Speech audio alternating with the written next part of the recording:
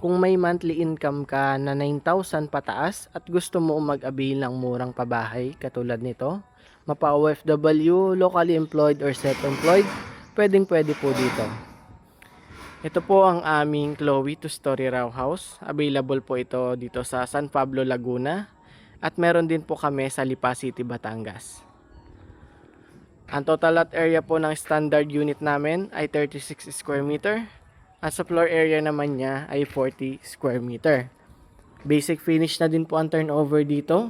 At kasyang-kasya ang 2 bedrooms. Kung ano po ang nakikita nyo, ganyan na po ang magiging turnover. So presentable na siya or livable na siya na turnover.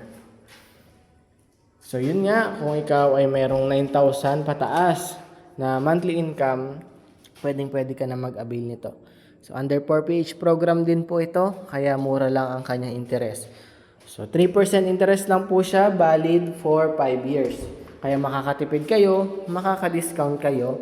Pwede nyo gamitin yon in the future for extension ng bahay or kaya naman for business. Okay?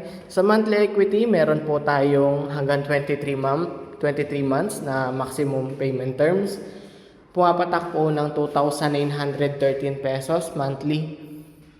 Tapos sa monthly amortization naman po is 4,430 lang po for first 5 years. And then the rest is 6.25% na po kay Pag-ibig after po ng promo na 4PH. Yan. So yun nga po, kung kayo ay OFW, locally employed or self-employed, pwede po kayo mag-invest dito. Qualification po ng aming 4PH program, at least po ikaw ay first time home buyer, merong 9,000 pataas na monthly income, pwedeng-pwede ka na po maka-avail ng aming Chloe 2-story row house. Baka para po sa inyo na ang bahay na ito, pwede po kayo mag-site visit, PM nyo po ako para actual kong ma-present sa inyo ang mga unit na to. Actual din po kayo makakapili ng inyong bahay.